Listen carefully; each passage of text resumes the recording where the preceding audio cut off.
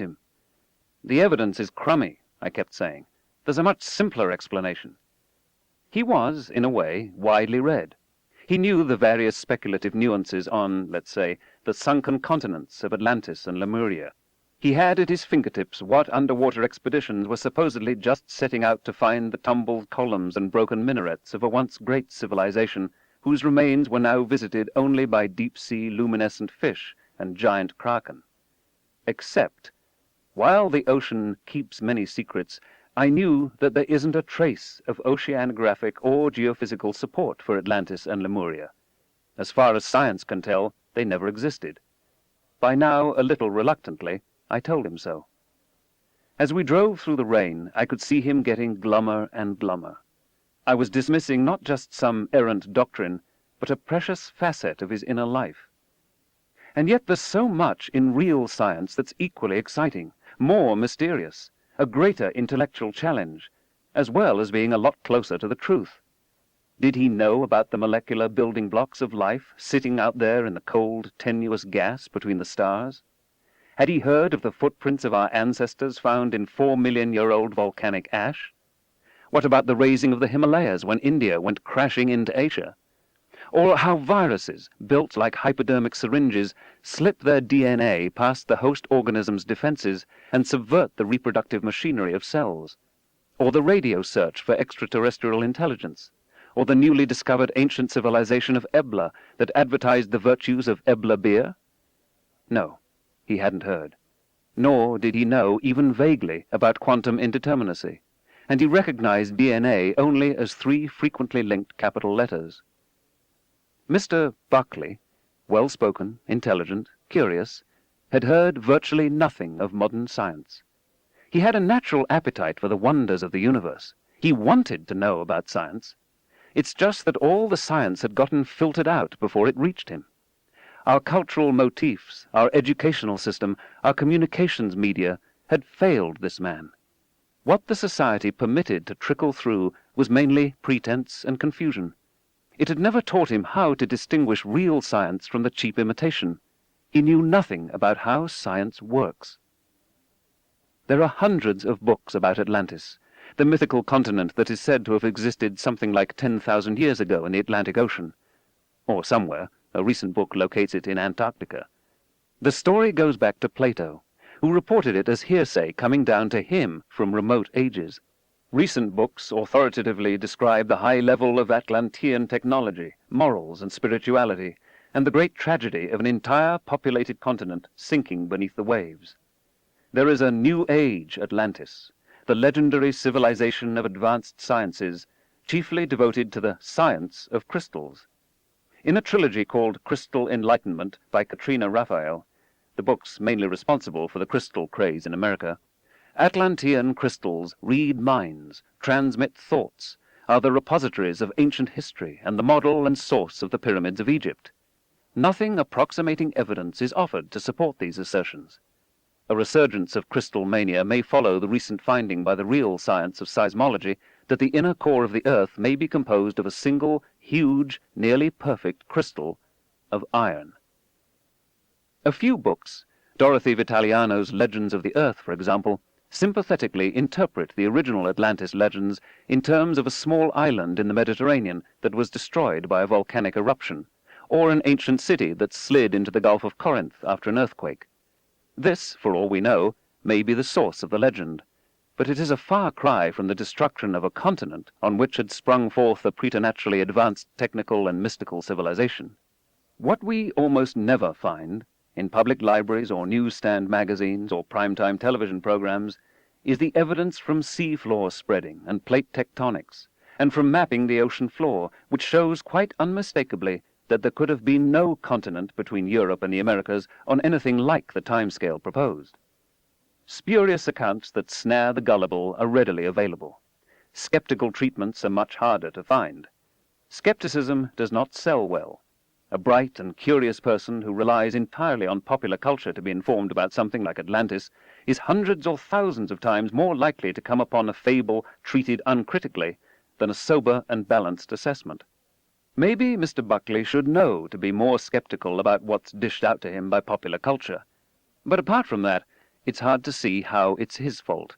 He simply accepted what the most widely available and accessible source of information claimed was true. For his naivete, he was systematically misled and bamboozled. Science arouses a soaring sense of wonder, but so does pseudoscience. Sparse and poor popularizations of science abandon ecological niches that pseudoscience promptly fills. If it were widely understood that claims to knowledge require adequate evidence before they can be accepted, there would be no room for pseudoscience. But a kind of Gresham's law prevails in popular culture, by which bad science drives out good. All over the world there are enormous numbers of smart, even gifted people who harbor a passion for science. But that passion is unrequited. Surveys suggest that some 95% of Americans are scientifically illiterate. That's just the same fraction as those African Americans, almost all of them slaves, who were illiterate just before the Civil War, when severe penalties were in force for anyone who taught a slave to read.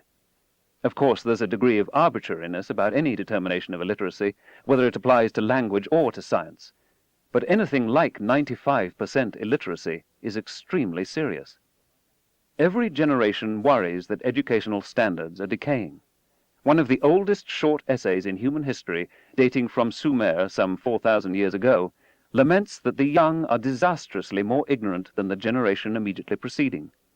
2,400 years ago, the aging and grumpy Plato, in Book 7 of the Laws, gave his definition of scientific illiteracy. Who is unable to count 1, 2, 3, or to distinguish odd from even numbers, or is unable to count at all, or reckon night and day, and who is totally unacquainted with the revolution of the sun and moon and the other stars. All free men, I conceive, should learn as much of these branches of knowledge as every child in Egypt is taught when he learns the alphabet. In that country, arithmetical games have been invented for the use of mere children, which they learn as pleasure and amusement. I have late in life heard with amazement of our ignorance in these matters. To me, we appear to be more like pigs than men, and I am quite ashamed, not only of myself, but of all Greeks. I don't know to what extent ignorance of science and mathematics contributed to the decline of ancient Athens, but I know that the consequences of scientific illiteracy are far more dangerous in our time than in any that has come before. It's perilous and foolhardy for the average citizen to remain ignorant about global warming, say, or ozone depletion, air pollution, toxic and radioactive wastes, acid rain, topsoil erosion, tropical deforestation, exponential population growth. Jobs and wages depend on science and technology. If our nation can't manufacture at high quality and low price products people want to buy, then industries will continue to drift away and transfer a little more prosperity to other parts of the world. Consider the social ramifications of fission and fusion power, supercomputers, data highways, abortion, radon, massive reductions in strategic weapons, addiction, government eavesdropping on the lives of its citizens, high-resolution TV, airline and airport safety, fetal tissue transplants, health costs, food additives, drugs to ameliorate mania or depression or schizophrenia, animal rights, superconductivity, morning-after pills, alleged hereditary antisocial predispositions, space stations, going to Mars, finding cures for AIDS and cancer. How can we affect national policy or even make intelligent decisions in our own lives if we don't grasp the underlying issues? As I write, Congress is dissolving its own Office of Technology Assessment, the only organization specifically tasked to provide advice to the House and Senate on science and technology. Its competence and integrity over the years have been exemplary. Of the 535 members of the U.S. Congress, rarely in the 20th century have as many as 1% had any significant background in science. The last scientifically literate president may have been Thomas Jefferson, although claims can be made for Theodore Roosevelt, Herbert Hoover, and Jimmy Carter. Britain had such a prime minister in Margaret Thatcher. Her early studies in chemistry, in part under the tutelage of Nobel laureate Dorothy Hodgkin, were key to the UK's strong and successful advocacy that ozone-depleting CFCs be banned worldwide. So how do Americans decide these scientific and technological matters? How do they instruct their representatives? Who, in fact, makes these decisions, and on what basis? Hippocrates of Kos is the father of medicine. He is still remembered 2,500 years later for the Hippocratic Oath, a modified form of which is still here and there taken by medical students upon their graduation. But he is chiefly celebrated because of his efforts to bring medicine out of the pall of superstition and into the light of science. In a typical passage, Hippocrates wrote, "Men think epilepsy divine, merely because they do not understand it. But if they called everything divine which they do not understand, why, there would be no end of divine things." Instead of acknowledging that in many areas we are ignorant, we have tended to say things like the universe is permeated with the ineffable. A god of the gaps is assigned responsibility for what we do not yet understand. As knowledge of medicine improved since the 4th century BC, there was more and more that we understood, and less that had to be attributed to divine intervention, either in the causes or in the treatment of disease. Deaths in childbirth and infant mortality have decreased, lifetimes have lengthened, and medicine has improved the quality of life for billions of us all over the planet. In the diagnosis of disease, Hippocrates introduced elements of the scientific method. He urged careful and meticulous observation. Leave nothing to chance. Overlook nothing. Combine contradictory observations. Allow yourself enough time. Before the invention of the thermometer, he charted the temperature curves of many diseases. He recommended that physicians be able to tell, from present symptoms alone, the probable past and future course of each illness. He stressed honesty. He was willing to admit the limitations of the physician's knowledge. He betrayed no embarrassment in confiding to posterity that more than half his patients were killed by the diseases he was treating. His options, of course, were limited. The drugs available to him were chiefly laxatives, emetics, and narcotics. Surgery was performed, and cauterization. Considerable further advances were made in classical times through the fall of Rome. While medicine in the Islamic world flourished, what followed in Europe was truly a dark age. Much knowledge of anatomy and surgery was lost. Reliance on prayer and miraculous healing abounded. Secular physicians became extinct. Chants, potions, horoscopes, and amulets were widely used. Dissections of cadavers were restricted or outlawed, so those who practiced medicine were prevented from acquiring first-hand knowledge of the human body. Medical research came to a standstill.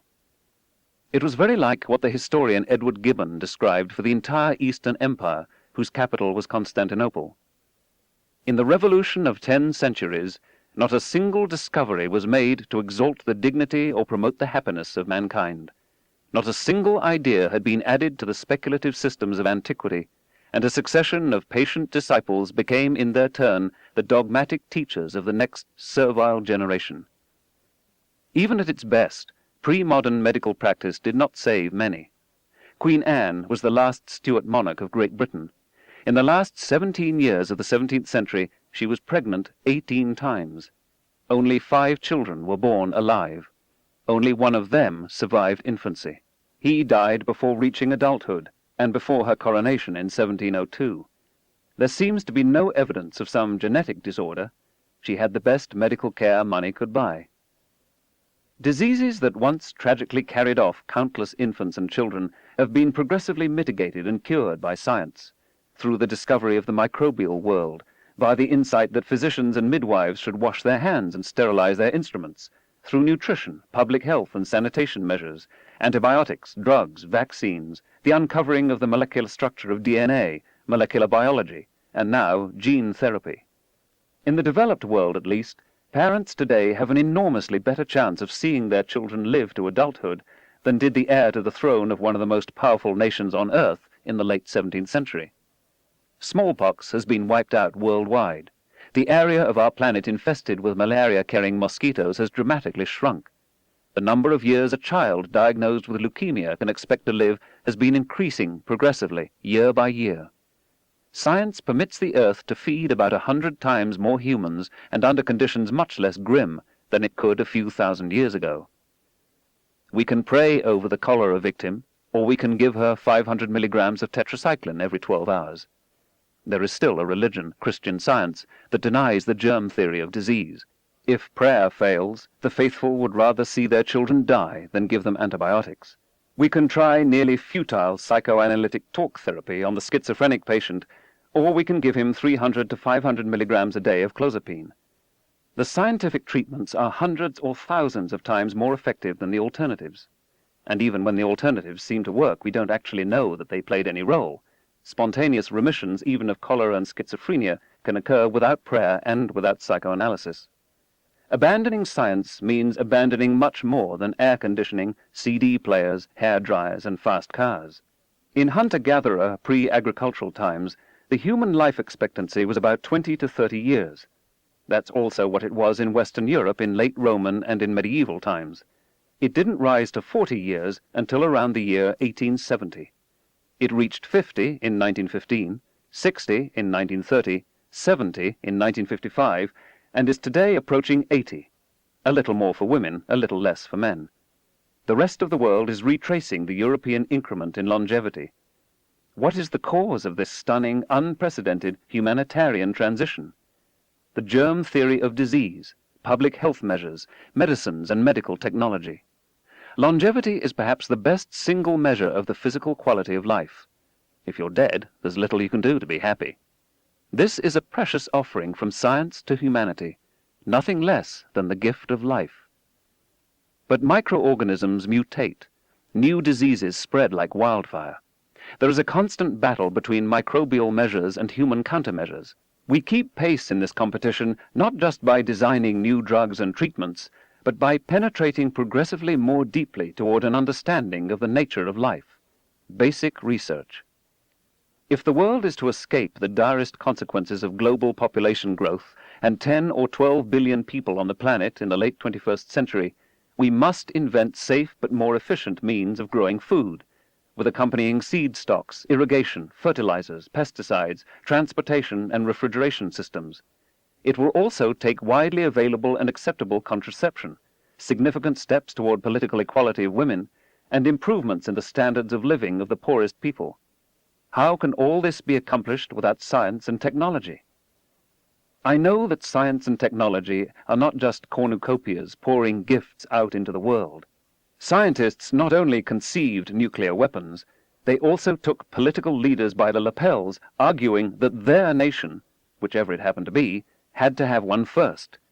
Then they manufactured over 60,000 of them.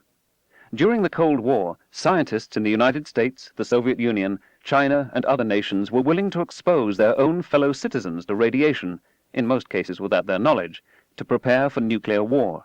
Physicians in Tuskegee, Alabama, misled a group of veterans into thinking they were receiving medical treatment for their syphilis, when they were the untreated controls. The atrocious cruelties of Nazi doctors are well known. Our technology has produced thalidomide, CFCs, Agent Orange, nerve gas, pollution of air and water, species extinctions, and industries so powerful they can ruin the climate of the planet. Roughly half the scientists on Earth work at least part-time for the military. While a few scientists are still perceived as outsiders, courageously criticizing the ills of society and providing early warnings of potential technological catastrophes, many are seen as compliant opportunists, or as the willing source of corporate profits and weapons of mass destruction, never mind the long-term consequences. The technological perils that science serves up, its implicit challenge to received wisdom, and its perceived difficulty are all reasons for some people to mistrust and avoid it. There's a reason people are nervous about science and technology. And so the image of the mad scientist haunts our world, down to the white-coated loonies of Saturday morning children's TV and the plethora of Faustian bargains in popular culture, from the eponymous Dr. Faustus himself to Dr. Frankenstein, Dr. Strangelove, and Jurassic Park. But we can't simply conclude that science puts too much power into the hands of morally feeble technologists or corrupt, power-crazed politicians, and so decide to get rid of it. Advances in medicine and agriculture have saved vastly more lives than have been lost in all the wars in history.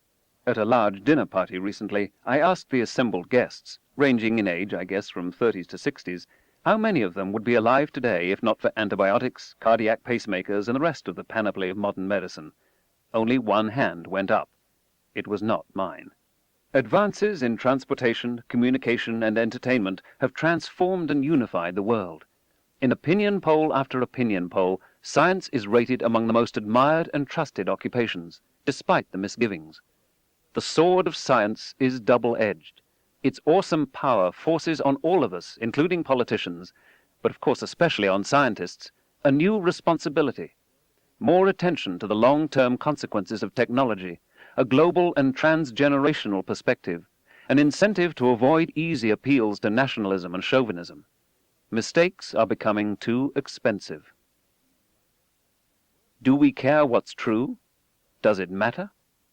Where ignorance is bliss, 'tis folly to be wise, wrote the poet Thomas Gray. But is it? Edmund Way Teale, in his 1950 book Circle of the Seasons, understood the dilemma better. He said, "It is morally as bad not to care whether a thing is true or not, so long as it makes you feel good, as it is not to care how you got your money as long as you have got it." It's disheartening to discover government corruption and incompetence, for example. But is it better not to know about it? Whose interest does ignorance serve? If we humans bear, say, hereditary propensities toward the hatred of strangers, isn't self-knowledge the only antidote? If we long to believe that the stars rise and set for us, that we are the reason there is a universe, does science do us a disservice in deflating our conceits? In The Genealogy of Morals, Friedrich Nietzsche, as so many before and after, decries the unbroken progress in the self-belittling of man brought about by the scientific revolution. Nietzsche mourns the loss of man's belief in his dignity, his uniqueness, his irreplaceability in the scheme of existence. For me, it is far better to grasp the universe as it really is than to persist in delusion, however satisfying and reassuring. Which attitude is better geared for our long-term survival? Which gives us more leverage on our future? And if our naive self-confidence is a little undermined in the process, is that altogether such a loss? Is there not cause to welcome it as a maturing and character-building experience? To discover that the universe is some 8 to 15 billion, and not 6 to 12,000 years old, improves our appreciation of its sweep and grandeur. To entertain the notion that we are a particularly complex arrangement of atoms, and not some breath of divinity, at the very least enhances our respect for atoms. To discover, as now seems probable, that our planet is one of billions of other worlds in the Milky Way galaxy, and that our galaxy is one of billions more, majestically expands the arena of what is possible. To find that our ancestors were also the ancestors of apes ties us to the rest of life and makes possible important, if occasionally rueful, reflections on human nature. Plainly, there is no way back. Like it or not, we are stuck with science. We had better make the best of it. When we finally come to terms with it and fully recognize its beauty and its power, we will find, in spiritual as well as in practical matters, that we have made a bargain strongly in our favor. But superstition and pseudoscience keep getting in the way, distracting all the Buckleys among us, providing easy answers, dodging skeptical scrutiny, casually pressing our awe buttons and cheapening the experience, making us routine and comfortable practitioners as well as victims of credulity. Yes, the world would be a more interesting place if there were UFOs lurking in the deep waters off Bermuda and eating ships and planes, or if dead people could take control of our hands and write us messages. It would be fascinating if adolescents were able to make telephone handsets rocket off their cradles just by thinking at them, or if our dreams could, more often than can be explained by chance and our knowledge of the world, accurately foretell the future. These are all instances of pseudoscience. They purport to use the methods and findings of science, while in fact they are faithless to its nature, often because they are based on insufficient evidence, or because they ignore clues that point the other way. They ripple with gullibility. With the uninformed cooperation, and often the cynical connivance, of newspapers, magazines, book publishers, radio, television, movie producers, and the like, such ideas are easily and widely available. Far more difficult to come upon, as I was reminded by my encounter with Mr. Buckley, are the alternative, more challenging, and even more dazzling findings of science. Pseudoscience is easier to contrive than science, because distracting confrontations with reality, where we cannot control the outcome of the comparison, are more readily avoided. The standards of argument, what passes for evidence, are much more relaxed. In part for these same reasons, it is much easier to present pseudoscience to the general public than science. But this isn't enough to explain its popularity. Naturally, people try various belief systems on for size, to see if they help. And if we're desperate enough, we become all too willing to abandon what may be perceived as the heavy burden of skepticism. Pseudoscience speaks to powerful emotional needs that science often leaves unfulfilled.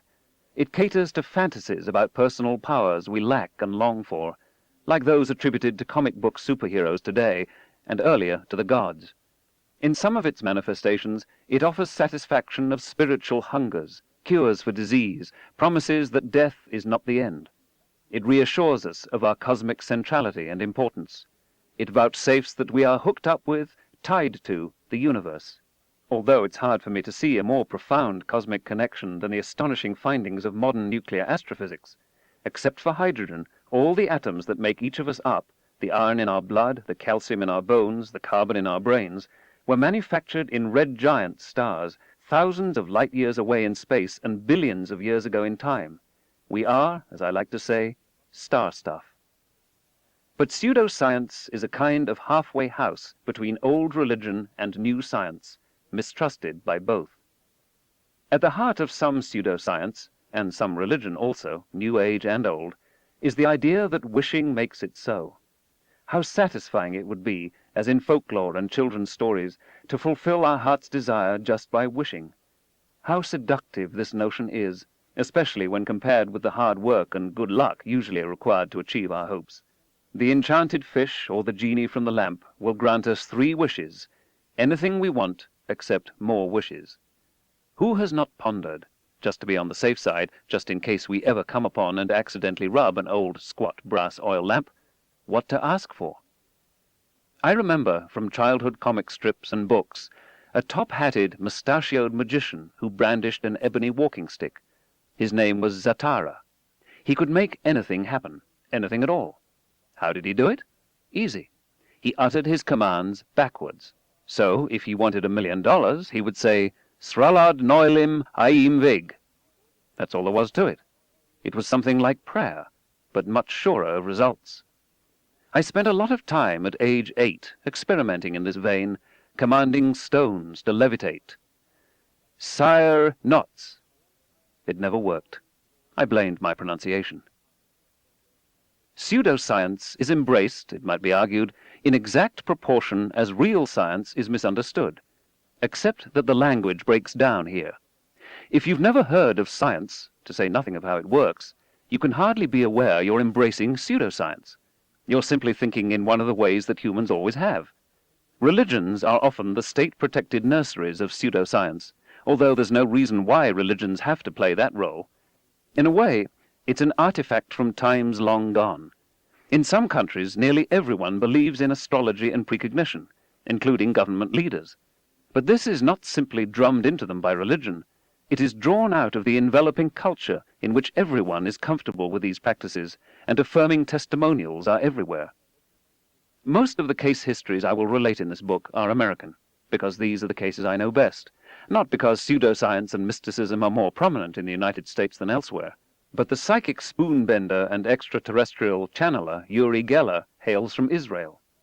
As tensions rise between Algerian secularists and Muslim fundamentalists, more and more people are discreetly consulting the country's 10,000 soothsayers and clairvoyants, about half of whom operate with a license from the government. High French officials, including a former president of France, arranged for millions of dollars to be invested in a scam, the Elf Aquitaine scandal, to find new petroleum reserves from the air. In Germany, there is concern about carcinogenic Earth rays, undetectable by science. They can be sensed only by experienced dowsers brandishing forked sticks. Psychic surgery flourishes in the Philippines. Ghosts are something of a national obsession in Britain. Since World War II, Japan has spawned enormous numbers of new religions featuring the supernatural. An estimated 100,000 fortune-tellers flourish in Japan. The clientele are mainly young women. Aum Shinrikyo, a sect thought to be involved in the release of the nerve gas sarin in the Tokyo subway system in March 1995, features levitation, faith healing, and ESP among its main tenets. Followers, at a high price, drank the miracle pond water from the bath of Asahara, their leader. In Thailand, diseases are treated with pills manufactured from pulverized sacred scripture. Witches are today being burned in South Africa. Australian peacekeeping forces in Haiti rescue a woman tied to a tree. She is accused of flying from rooftop to rooftop and sucking the blood of children. Astrology is rife in India, geomancy widespread in China. Perhaps the most successful recent global pseudoscience, by many criteria already a religion, is the Hindu doctrine of transcendental meditation, TM. The soporific homilies of its founder and spiritual leader, the Maharishi Mahesh Yogi, can be seen on television. Seated in the yogi position, his white hair here and there flecked with black, surrounded by garlands and floral offerings, he has a look. One day, while channel surfing, we came upon this visage. "You know who that is?" asked our 4-year-old son. "God." The worldwide TM organization has an estimated valuation of $3 billion. For a fee, they promise through meditation to be able to walk you through walls, to make you invisible, to enable you to fly. By thinking in unison, they have, they say, diminished the crime rate in Washington, D.C., and caused the collapse of the Soviet Union, among other secular miracles. Not one smattering of real evidence has been offered for any such claims. TM sells folk medicine, runs trading companies, medical clinics, and research universities, and has unsuccessfully entered politics. In its oddly charismatic leader, its promise of community and the offer of magical powers in exchange for money and fervent belief, it is typical of many pseudosciences marketed for sacerdotal export. At each relinquishing of civil controls and scientific education, another little spurt in pseudoscience occurs. Leon Trotsky described it for Germany on the eve of the Hitler takeover. Not only in peasant homes, but also in city skyscrapers, there lives alongside the 20th century the 13th. 100 million people use electricity and still believe in the magic powers of signs and exorcisms. Movie stars go to mediums. Aviators who pilot miraculous mechanisms created by man's genius wear amulets on their sweaters. What inexhaustible reserves they possess of darkness, ignorance, and savagery. That description might equally have applied to the Soviet Union of 1933. Russia is in fact an instructive case. Under the Tsars, religious superstition was encouraged, but scientific and skeptical thinking, except by a few tame scientists, was ruthlessly expunged. Under communism, both religion and pseudoscience were systematically suppressed, except for the superstition of the state ideological religion. It was advertised as scientific, but fell as far short of this ideal as the most unself-critical mystery cult. Critical thinking, except by scientists in hermetically sealed compartments of knowledge, was recognized as dangerous, was not taught in the schools, and was punished where expressed. As a result, post-communism, many Russians view science with suspicion. When the lid was lifted, as was also true of virulent ethnic hatreds, what had all along been bubbling subsurface was exposed to view. The region is now awash in UFOs, poltergeists, faith healers, quack medicines, magic waters, and old-time superstition. A stunning decline in life expectancy, increasing infant mortality, rampant epidemic disease, sub-minimal medical standards, and ignorance of preventative medicine all work to raise the threshold at which skepticism is triggered in an increasingly desperate population. As I write, the electorally most popular member of the Duma, a leading supporter of the ultranationalist Vladimir Zhirinovsky, is one Anatoly Kashpirovsky, a faith healer who remotely cures diseases ranging from hernias to AIDS by glaring at you out of your television set. His face starts stopped clocks. A somewhat analogous situation exists in China. After the death of Mao Zedong and the gradual emergence of a market economy, UFOs, channeling, and other examples of Western pseudoscience emerged, along with such ancient Chinese practices as ancestor worship, astrology, and fortune-telling, especially that version that involves throwing yarrow sticks and working through the hoary tetragrams of the I Ching. The government newspaper lamented that the superstition of feudal ideology is reviving in our countryside. It was, and remains, a rural, not primarily an urban affliction. Individuals with special powers gained enormous followings. They could, they said, project qi, the energy field of the universe, out of their bodies to change the molecular structure of a chemical 2,000 kilometers away, to communicate with aliens, to cure diseases. Some patients died under the ministrations of one of these masters of Qigong, who was arrested and convicted in 1993. Wang Hongcheng, an amateur chemist, claimed to have synthesized a liquid, small amounts of which, when added to water, would convert it to gasoline or the equivalent. For a time he was funded by the army and the secret police, but when his invention was found to be a scam, he was arrested and imprisoned. Naturally, the story spread that his misfortune resulted not from fraud, but from his unwillingness to reveal his secret formula to the government. Similar stories have circulated in America for decades, usually with the government role replaced by a major oil or auto company. Asian rhinos are being driven to extinction because their horns, when pulverized, are said to prevent impotence. The market encompasses all of East Asia. The government of China and the Chinese Communist Party were alarmed by certain of these developments. On December 5, 1994, they issued a joint proclamation that read in part, "Public education in science has been withering in recent years.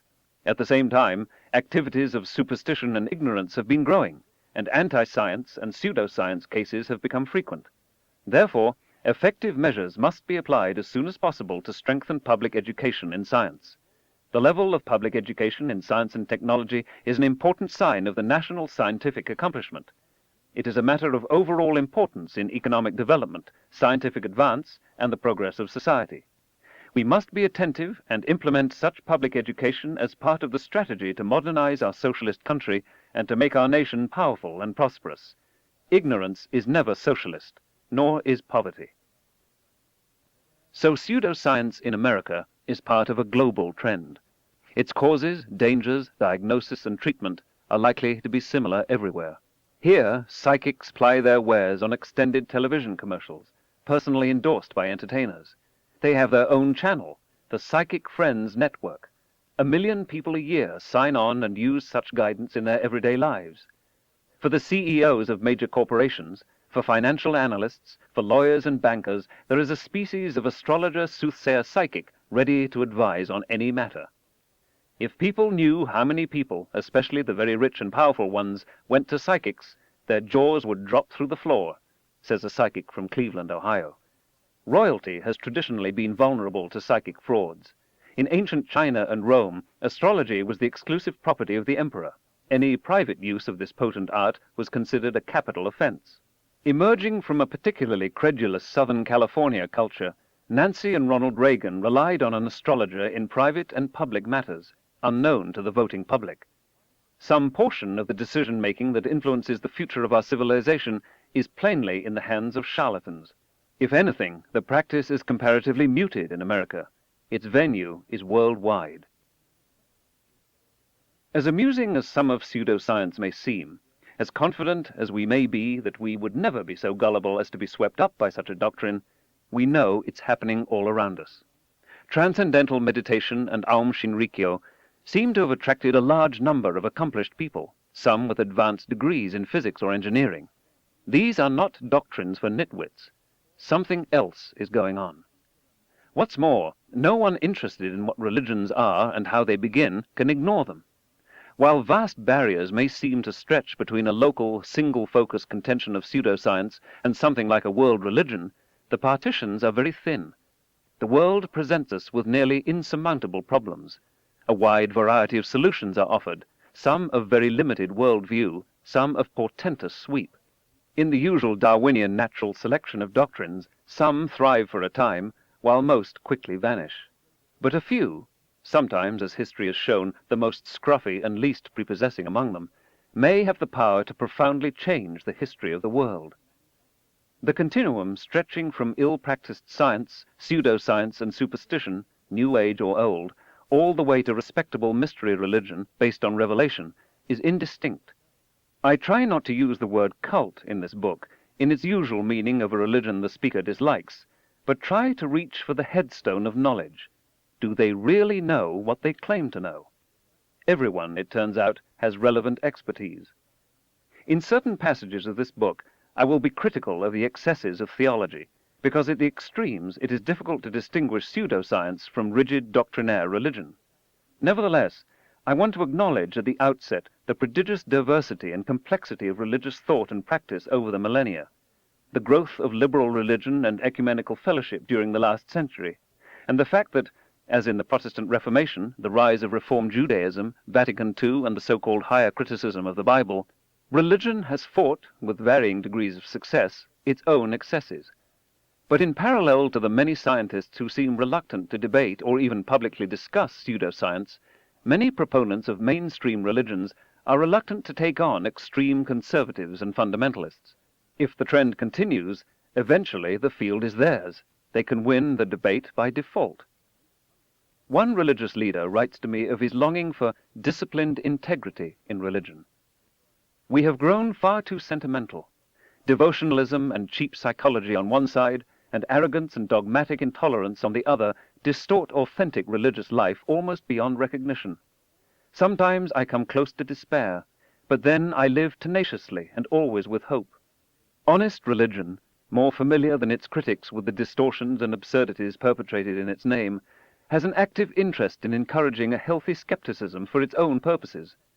There is the possibility for religion and science to forge a potent partnership against pseudoscience. Strangely, I think it would soon be engaged also in opposing pseudo-religion.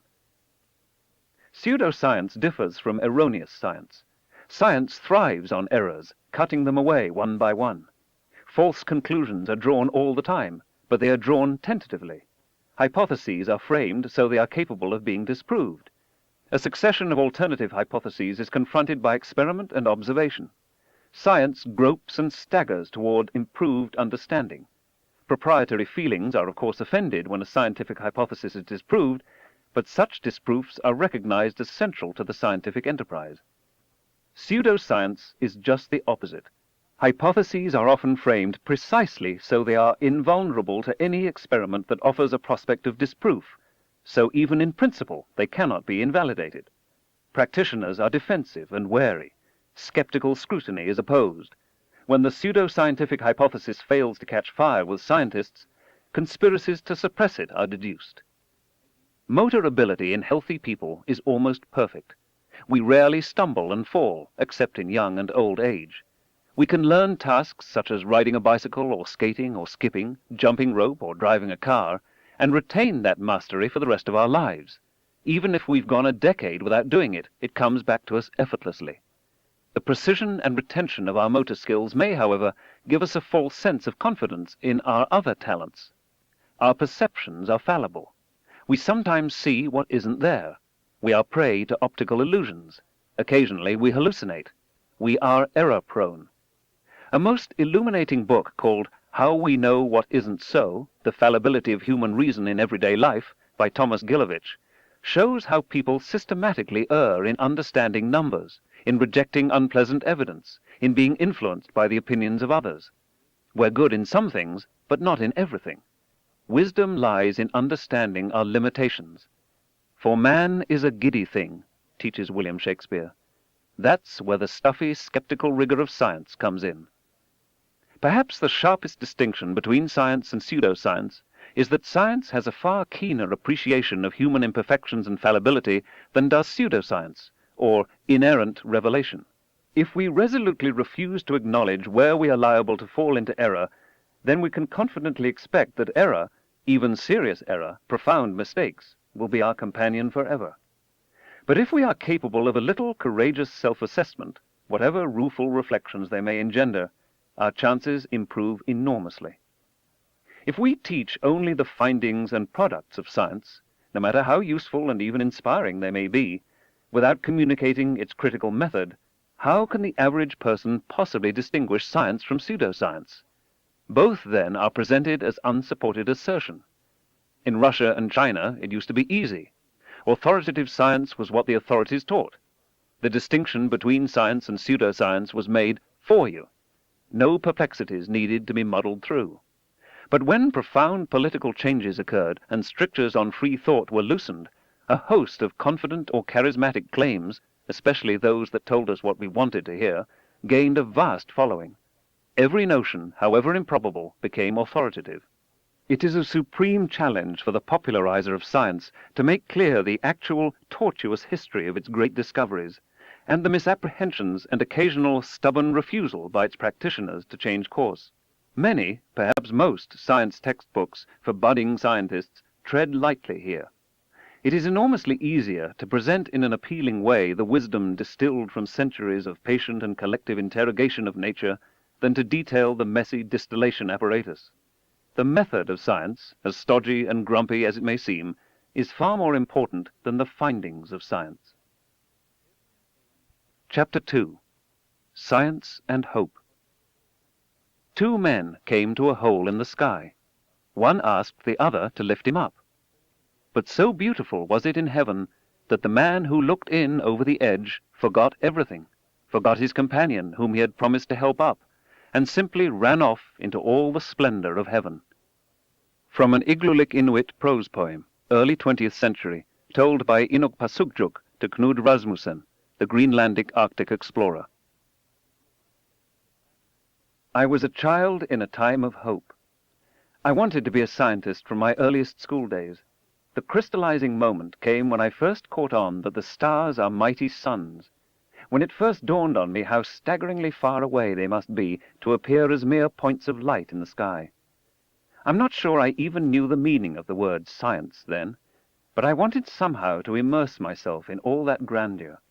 I was gripped by the splendor of the universe, transfixed by the prospect of understanding how things really work, of helping to uncover deep mysteries, of exploring new worlds, maybe even literally. It has been my good fortune to have had that dream in part fulfilled. For me, the romance of science remains as appealing and new as it was on that day more than half a century ago when I was shown the wonders of the 1939 World's Fair.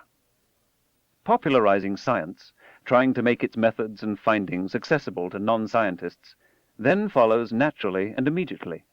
Not explaining science seems to me perverse. When you're in love, you want to tell the world. This book is a personal statement, reflecting my lifelong love affair with science. But there's another reason. Science is more than a body of knowledge. It is a way of thinking.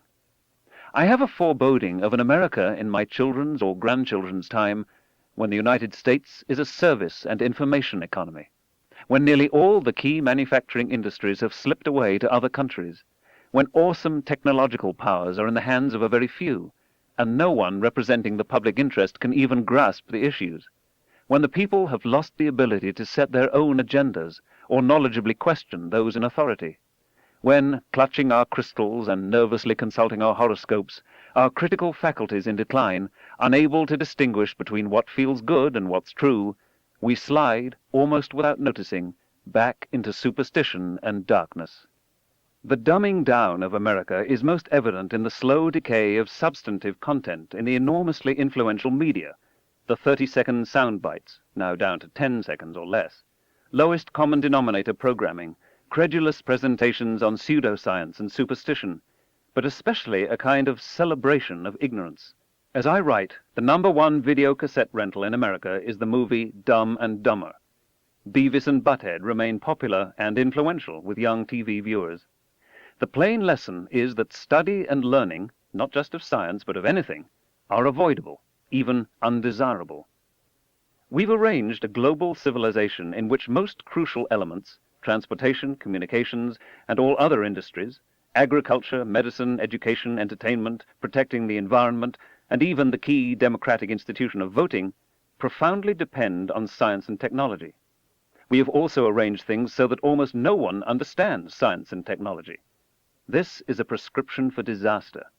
We might get away with it for a while, but sooner or later this combustible mixture of ignorance and power is going to blow up in our faces.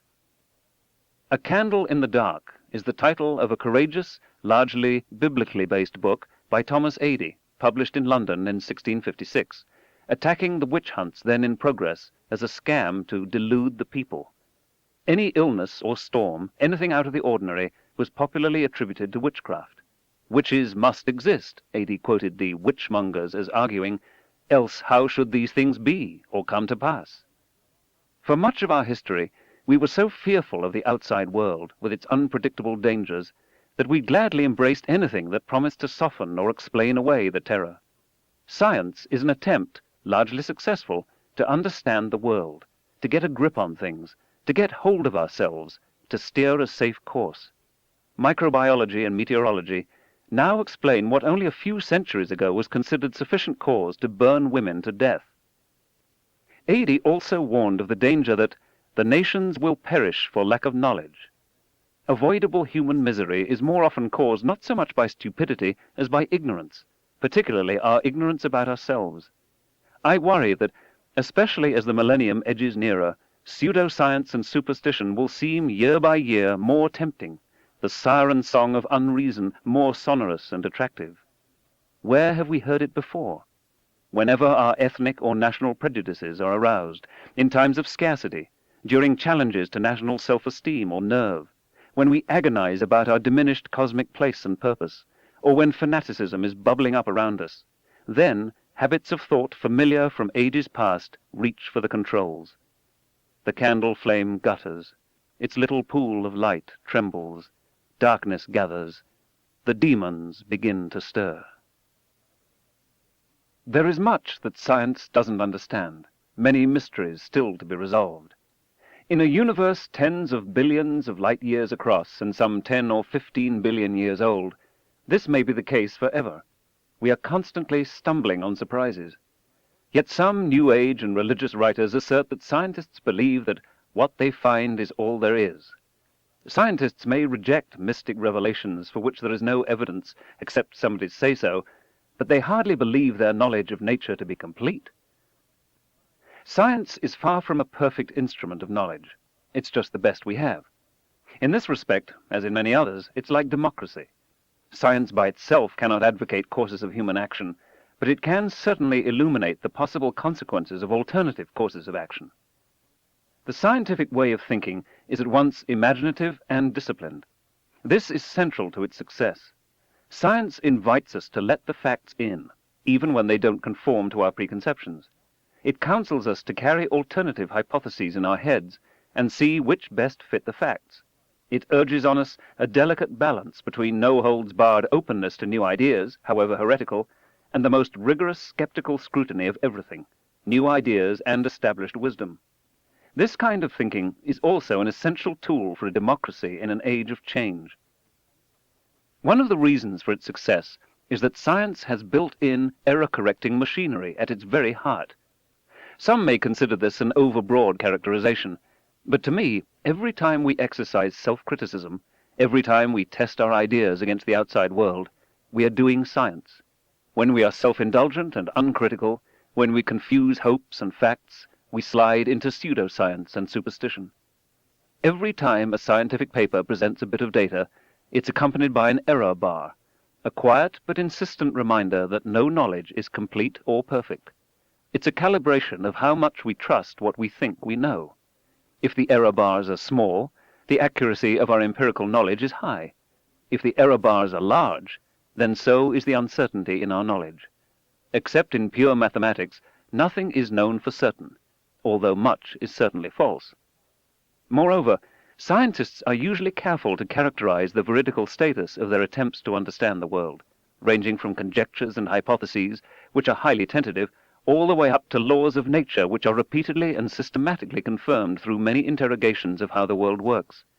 But even laws of nature are not absolutely certain. There may be new circumstances never before examined, inside black holes, say, or within the electron, or close to the speed of light, where even our vaunted laws of nature break down, and, however valid they may be in ordinary circumstances, need correction. Humans may crave absolute certainty. They may aspire to it. They may pretend, as partisans of certain religions do, to have attained it. But the history of science, by far the most successful claim to knowledge accessible to humans, teaches that the most we can hope for is successive improvement in our understanding, learning from our mistakes, an asymptotic approach to the universe, but with the proviso that absolute certainty will always elude us. We will always be mired in error. The most each generation can hope for is to reduce the error bars a little, and to add to the body of data to which error bars apply. The error bar is a pervasive, visible self-assessment of the reliability of our knowledge. You can often see error bars in public opinion polls, an uncertainty of plus or minus 3%, say. Imagine a society in which every speech in the congressional record, every television commercial, every sermon had an accompanying error bar, or its equivalent. One of the great commandments of science is, mistrust arguments from authority. Scientists, being primates and thus given to dominance hierarchies, of course do not always follow this commandment. Too many such arguments have proved too painfully wrong. Authorities must prove their contentions like everybody else. This independence of science, its occasional unwillingness to accept conventional wisdom, makes it dangerous to doctrines less self-critical or with pretensions to certitude. Because science carries us toward an understanding of how the world is, rather than how we would wish it to be, its findings may not in all cases be immediately comprehensible or satisfying. It may take a little work to restructure our mindsets. Some of science is very simple. When it gets complicated, that's usually because the world is complicated, or because we're complicated. When we shy away from it because it seems too difficult, or because we've been taught so poorly, we surrender the ability to take charge of our future. We are disenfranchised. Our self-confidence erodes. But when we pass beyond the barrier, when the findings and methods of science get through to us, when we understand and put this knowledge to use, many feel deep satisfaction.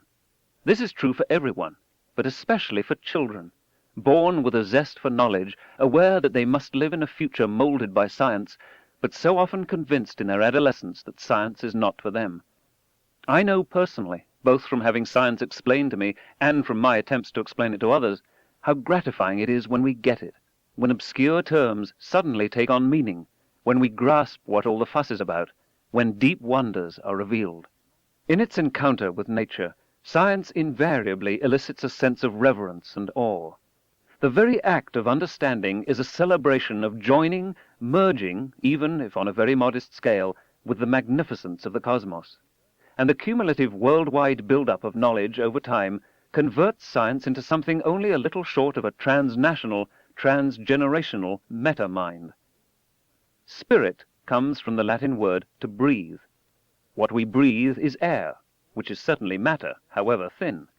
Despite usage to the contrary, there is no necessary implication in the word spiritual that we are talking of anything other than matter, including the matter of which the brain is made, or anything outside the realm of science. On occasion, I will feel free to use the word. Science is not only compatible with spirituality, it is a profound source of spirituality.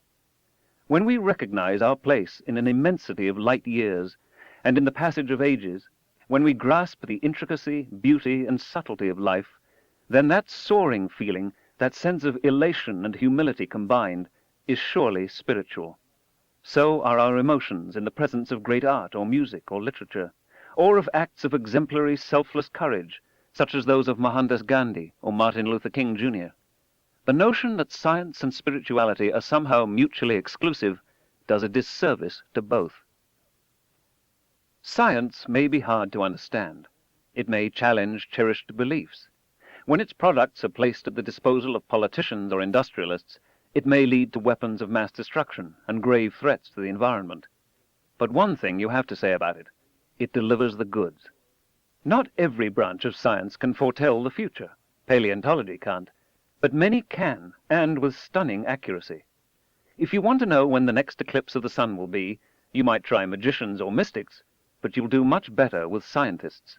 They will tell you where on Earth to stand, when you have to be there, and whether it will be a partial eclipse, a total eclipse, or an annular eclipse. They can routinely predict a solar eclipse to the minute, a millennium in advance. You can go to the witch doctor to lift the spell that causes your pernicious anemia, or you can take vitamin B12. If you want to save your child from polio, you can pray, or you can inoculate.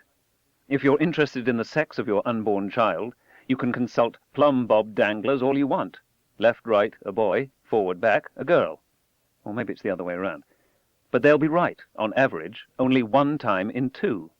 If you want real accuracy, here 99% accuracy, try amniocentesis and sonograms. Try science. Think of how many religions attempt to validate themselves with prophecy. Think of how many people rely on these prophecies, however vague, however unfulfilled, to support or prop up their beliefs.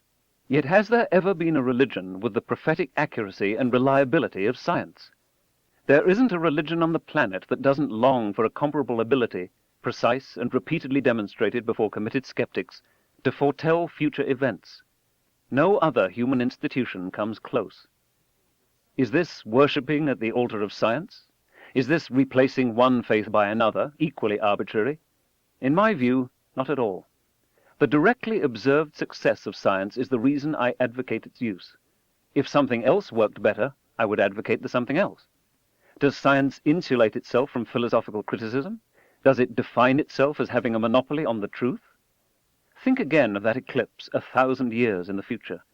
Compare as many doctrines as you can think of, note what predictions they make of the future, which ones are vague, which ones are precise, and which doctrines, every one of them subject to human fallibility, have error-correcting mechanisms built in. Take account of the fact that not one of them is perfect. Then simply pick the one that in a fair comparison works, as opposed to feels, best. If different doctrines are superior in quite separate and independent fields, we are of course free to choose several, but not if they contradict one another. Far from being idolatry, this is the means by which we can distinguish the false idols from the real thing. Again, the reason science works so well is partly that built-in error-correcting machinery. There are no forbidden questions in science, no matters too sensitive or delicate to be probed, no sacred truths. That openness to new ideas, combined with the most rigorous skeptical scrutiny of all ideas, sifts the wheat from the chaff. It makes no difference how smart, august, or beloved you are. You must prove your case in the face of determined, expert criticism. Diversity and debate are valued. Opinions are encouraged to contend, substantively and in depth. The process of science may sound messy and disorderly. In a way, it is. If you examine science in its everyday aspect, of course you find that scientists run the gamut of human emotion, personality, and character. But there's one facet that is really striking to the outsider, and that is the gauntlet of criticism considered acceptable or even desirable. There is much warm and inspired encouragement of apprentice scientists by their mentors, but the poor graduate student at his or her PhD oral exam is subjected to a withering crossfire of questions from the very professors who have the candidate's future in their grasp. Naturally, the students are nervous. Who wouldn't be? True, they've prepared for it for years, but they understand that at this critical moment they have to be able to answer searching questions posed by experts. So in preparing to defend their theses, they must practice a very useful habit of thought.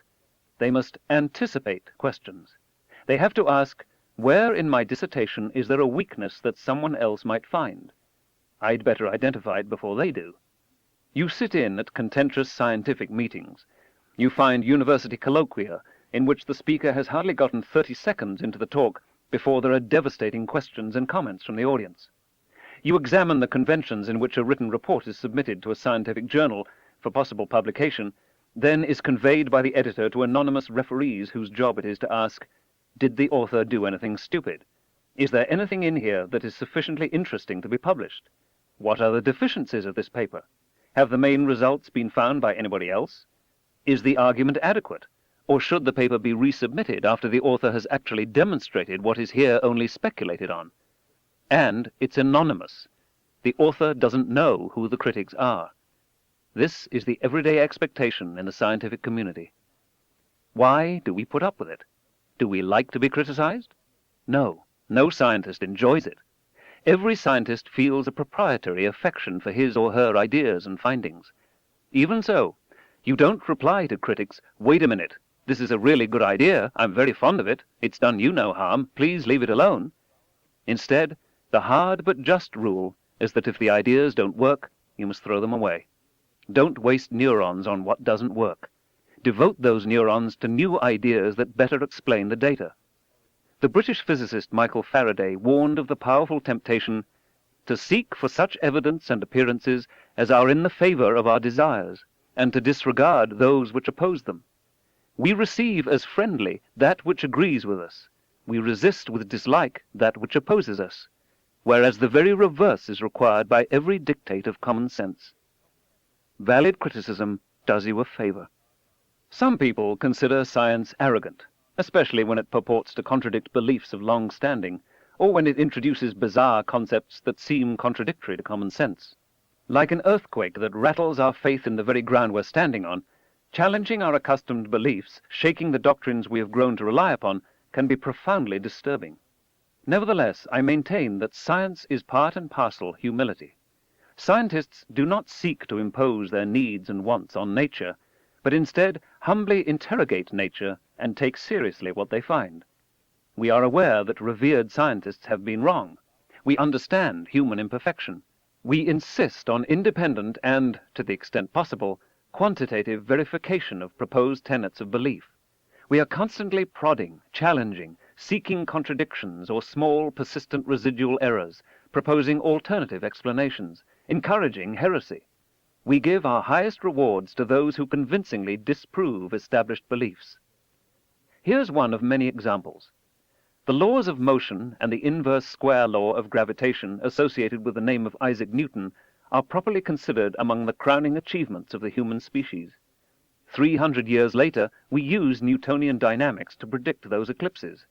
Years after launch, billions of miles from Earth, with only tiny corrections from Einstein, the spacecraft beautifully arrives at a predetermined point in the orbit of the target world, just as the world comes ambling by. The accuracy is astonishing. Plainly, Newton knew what he was doing. But scientists have not been content to leave well enough alone. They have persistently sought chinks in the Newtonian armor. At high speeds and strong gravities, Newtonian physics breaks down. This is one of the great findings of Albert Einstein's special and general relativity, and is one of the reasons his memory is so greatly honored. Newtonian physics is valid over a wide range of conditions, including those of everyday life, but in certain circumstances highly unusual for human beings — we are not, after all, in the habit of traveling near light speed — it simply doesn't give the right answer. It does not conform to observations of nature. Special and general relativity are indistinguishable from Newtonian physics in its realm of validity, but make very different predictions in excellent accord with observation, in those other regimes, high speed, strong gravity. Newtonian physics turns out to be an approximation to the truth, good in circumstances with which we are routinely familiar, bad in others. It is a splendid and justly celebrated accomplishment of the human mind, but it has its limitations.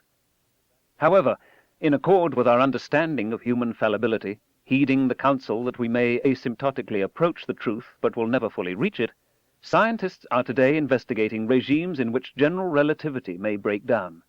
For example, general relativity predicts a startling phenomenon called gravitational waves. They have never been detected directly, but if they do not exist, there is something fundamentally wrong with general relativity.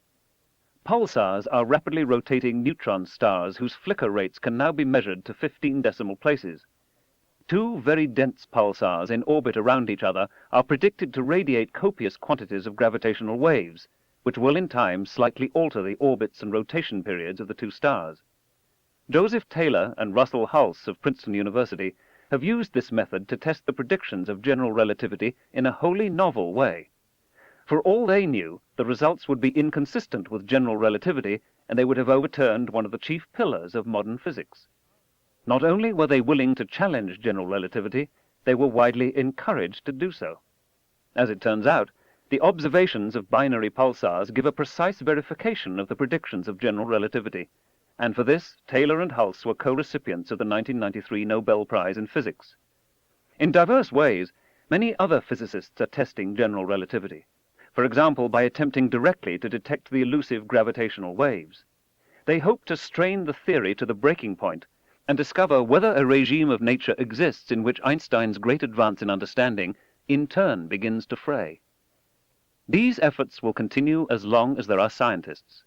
General relativity is certainly an inadequate description of nature at the quantum level, but even if that were not the case, even if general relativity were everywhere and forever valid, what better way of convincing ourselves of its validity than a concerted effort to discover its failings and limitations? This is one of the reasons that the organized religions do not inspire me with confidence. Which leaders of the major faiths acknowledge that their beliefs might be incomplete or erroneous, and establish institutes to uncover possible doctrinal deficiencies? Beyond the test of everyday living, who is systematically testing the circumstances in which traditional religious teachings may no longer apply? It is certainly conceivable that doctrines and ethics that may have worked fairly well in patriarchal or patristic or medieval times might be thoroughly invalid in the very different world we inhabit today. What sermons even-handedly examine the God hypothesis? What rewards are religious skeptics given by the established religions, or, for that matter, social and economic skeptics by the society in which they swim? Science, Andrian notes, is forever whispering in our ears, "Remember, you're very new at this. You might be mistaken. You've been wrong before." Despite all the talk of humility, show me something comparable in religion. Scripture is said to be divinely inspired, a phrase with many meanings. But what if it's simply made up by fallible humans? Miracles are attested, but what if they're instead some mix of charlatanry, unfamiliar states of consciousness, misapprehensions of natural phenomena, and mental illness? No contemporary religion and no New Age belief seems to me to take sufficient account of the grandeur, magnificence, subtlety, and intricacy of the universe revealed by science. The fact that so little of the findings of modern science is prefigured in Scripture, to my mind, casts further doubt on its divine inspiration. But of course, I might be wrong. Listen to the following 2 paragraphs, not to understand the science described, but to get a feeling for the author's style of thinking. He is facing anomalies, apparent paradoxes in physics, asymmetries, he calls them. What can we learn from them? It is known that Maxwell's electrodynamics, as usually understood at the present time, when applied to moving bodies, leads to asymmetries which do not appear to be inherent in the phenomena. Take, for example, the reciprocal electrodynamic action of a magnet and a conductor. The observable phenomenon here depends only on the relative motion of the conductor and the magnet, whereas the customary view draws a sharp distinction between the 2 cases in which either the one or the other of these bodies is in motion. For if the magnet is in motion and the conductor at rest, there arises in the neighborhood of the magnet an electric field with a certain definite energy, producing a current at the places where parts of the conductor are situated. But if the magnet is stationary and the conductor in motion, no electric field arises in the neighborhood of the magnet. In the conductor, however, we find an electromotive force, to which in itself there is no corresponding energy, but which gives rise, assuming equality of relative motion in the 2 cases discussed, to electric currents of the same path and intensity as those produced by the electric forces in the former case. Examples of this sort, together with the unsuccessful attempts to discover any motion of the Earth relative to the ether, suggest that the phenomena of electrodynamics, as well as of mechanics, possess no properties corresponding to the idea of absolute rest.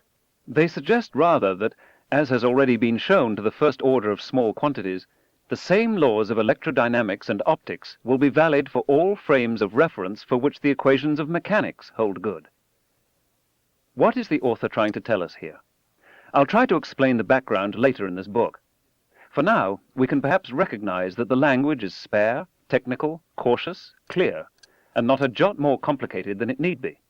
You would not offhand guess from how it's phrased, or from its unostentatious title, On the Electrodynamics of Moving Bodies, that this article represents the crucial arrival of the theory of special relativity into the world, the gateway to the triumphant announcement of the equivalence of mass and energy, the deflation of the conceit that our small world occupies some privileged reference frame in the universe, and in several different ways an epochal event in human history. The opening words of Albert Einstein's 1905 paper are characteristic of the scientific report. It is refreshingly unself-serving, circumspect, understated. Contrast its restrained tone with, say, the products of modern advertising, political speeches, authoritative theological pronouncements, or, for that matter, the blurb on the cover of this book cassette. Notice how Einstein's paper begins by trying to make sense of experimental results. Wherever possible, scientists experiment. Which experiments suggest themselves often depends on which theories currently prevail. Scientists are intent on testing those theories to the breaking point. They do not trust what is intuitively obvious. That the Earth is flat was once obvious. That heavy bodies fall faster than light ones was once obvious. That blood-sucking leeches cure most diseases was once obvious. That some people are naturally and by divine decree slaves was once obvious. That there is such a place as the center of the universe, and that the Earth sits in that exalted spot, was once obvious. That there is an absolute standard of rest was once obvious. The truth may be puzzling or counterintuitive. It may contradict deeply held beliefs. Experiment is how we get a handle on it. At a dinner many decades ago, the physicist Robert W. Wood was asked to respond to the toast to physics and metaphysics. By metaphysics, people then meant something like philosophy, or truths you could recognize just by thinking about them. They could also have included pseudoscience. Wood answered along these lines. The physicist has an idea. The more he thinks it through, the more sense it seems to make. He consults the scientific literature. The more he reads, the more promising the idea becomes. Thus prepared, he goes to the laboratory and devises an experiment to test it. The experiment is painstaking. Many possibilities are checked. The accuracy of measurement is refined, the error bars reduced. He lets the chips fall where they may. He is devoted only to what the experiment teaches. At the end of all this work, through careful experimentation, the idea is found to be worthless. So the physicist discards it, frees his mind from the clutter of error, and moves on to something else. The difference between physics and metaphysics, Wood concluded as he raised his glass high, is not that the practitioners of one are smarter than the practitioners of the other. The difference is that the metaphysicist has no laboratory. For me, there are four main reasons for a concerted effort to convey science in radio, TV, movies, newspapers, books, computer programs, theme parks, and classrooms to every citizen. In all uses of science, it is insufficient, indeed it is dangerous, to produce only a small, highly competent, well-rewarded priesthood of professionals. Instead, some fundamental understanding of the findings and methods of science must be available on the broadest scale. 1. Despite plentiful opportunities for misuse, science can be the golden road out of poverty and backwardness for emerging nations. It makes national economies and the global civilization run. Many nations understand this. It is why so many graduate students in science and engineering at American universities, still the best in the world, are from other countries. The corollary, one that the United States sometimes fails to grasp, is that abandoning science is the road back into poverty and backwardness. 2. Science alerts us to the perils introduced by our world-altering technologies, especially to the global environment on which our lives depend. Science provides an essential early warning system. 3. Science teaches us about the deepest issues of origins, natures, and fates, of our species, of life, of our planet, of the universe. For the first time in human history, we are able to secure a real understanding of some of these matters.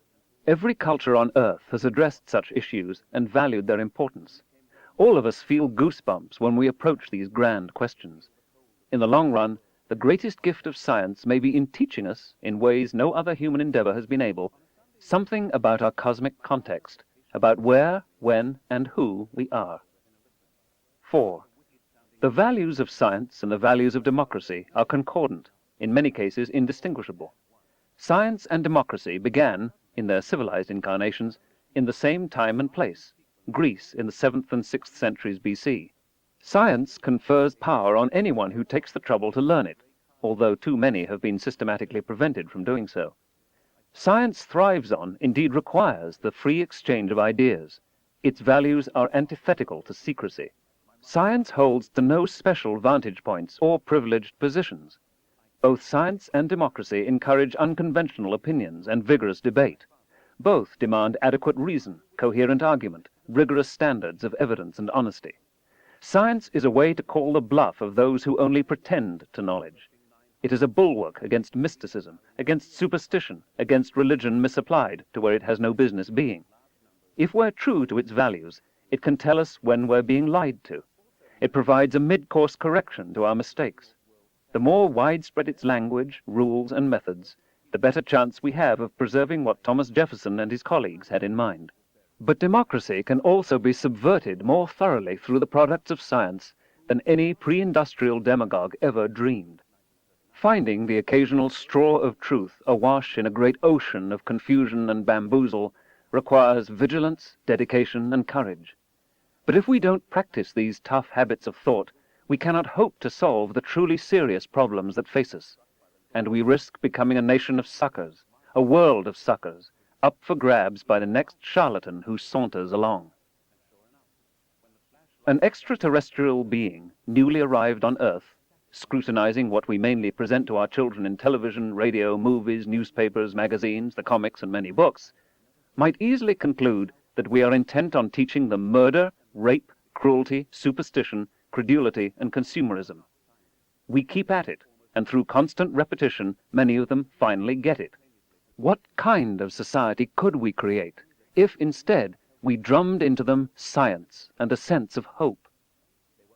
Chapter 3. The Man in the Moon and the Face on Mars. The moon leaps in the great river's current. Floating on the wind, what do I resemble?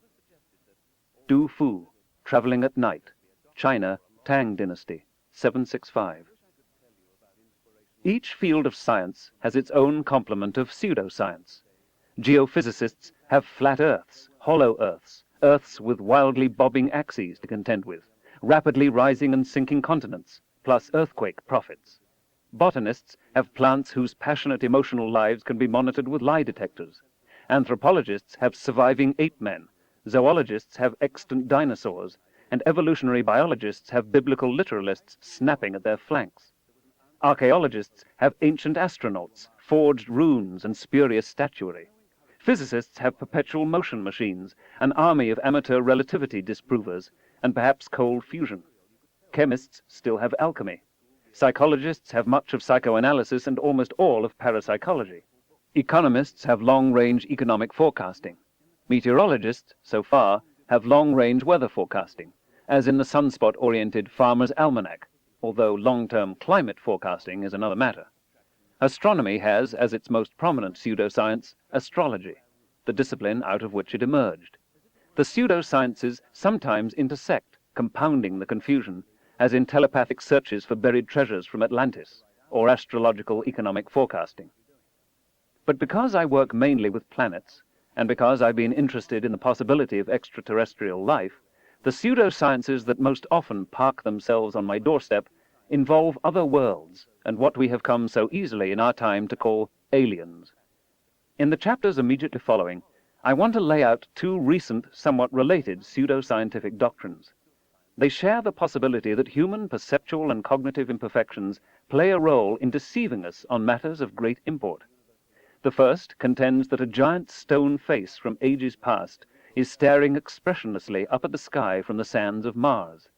The second maintains that alien beings from distant worlds visit the Earth with casual impunity. Even when summarized so baldly, isn't there a kind of thrill in contemplating these claims? What if such hoary science fiction ideas, resonant surely with deep human fears and longings, actually were coming to pass? Whose interest can fail to be aroused? Immersed in such material, even the crassest cynic is stirred. Are we absolutely sure, beyond the shadow of a doubt, that we can dismiss these claims? And if hardened debunkers can sense the appeal, what must those untutored in scientific skepticism, like Mr. Buckley, feel?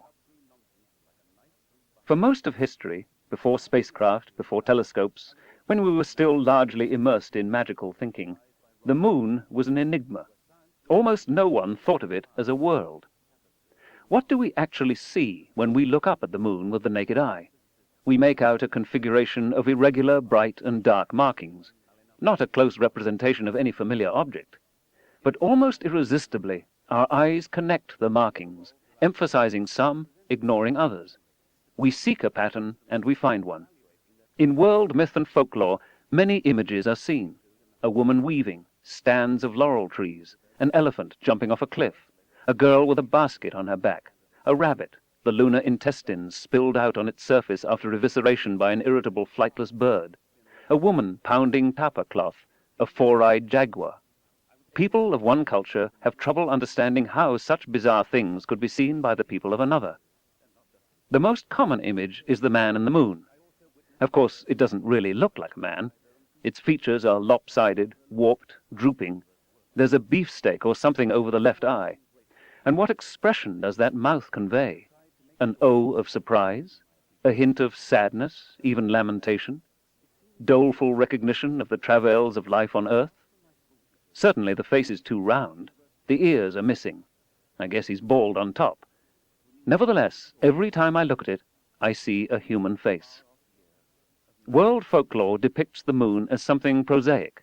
In the pre-Apollo generation, children were told that the moon was made of green, that is, smelly, cheese, and for some reason this was thought not marvelous, but hilarious. In children's books and editorial cartoons, The man in the moon is often drawn simply as a face set in a circle, not too different from the bland, happy face of a pair of dots in an upturned arc. Benignly he looks down on the nocturnal frolics of animals and children, of the knife and the spoon. Consider again the two categories of terrain we recognize when we examine the moon with the naked eye: the brighter forehead, cheeks, and chin, and the darker eyes and mouth. Through a telescope, the bright features are revealed to be ancient cratered highlands, dating back, we now know, from the radioactive dating of samples returned by the Apollo astronauts, to almost 4.5 billion years ago. The dark features are somewhat younger flows of basaltic lava called maria, singular mare, both from the Latin word for ocean, although the moon, we now know, is dry as a bone.